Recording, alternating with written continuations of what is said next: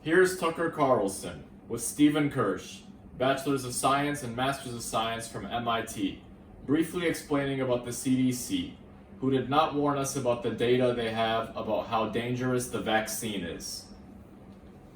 So tell us what you found and what you have found and what your conclusions are. Well, what I found was all the data was consistent with this vaccine being the most dangerous vaccine of all time. I mean, there are more reports on this vaccine in the VAERS system, which is the Vaccine Adverse Event Reporting System. It's the official system for reporting adverse events for a vaccine. It's set up by the US government, it's run by the US government. And there were more reports for the COVID vaccine than for all vaccines in history combined. And not only that, but we found out later that this VAERS system, which they set up to monitor for safety, had triggered 770 different safety signals. Now, normally, a vaccine only would trigger 0 safety signals. It'd be really unusual for a vaccine to trigger any safety signals in VAERS, especially because the way they define these safety signals makes it almost impossible for a vaccine to trigger a safety signal. But this vaccine triggered 770 safety signals. So what did the CDC do about it? They basically told no one.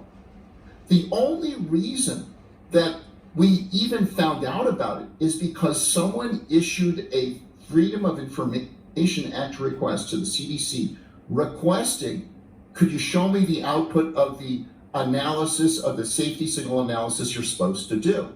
And so they got back a spreadsheet showing 770 safety signals were triggered. That is mind-blowing. That is not a 3-alarm fire, that is a 770 alarm fire. These are things like myocarditis, these are things like pulmonary embolism, these are basically 770 unique symptom types that are triggered in the VAERS system saying, we have a problem here, you need to investigate.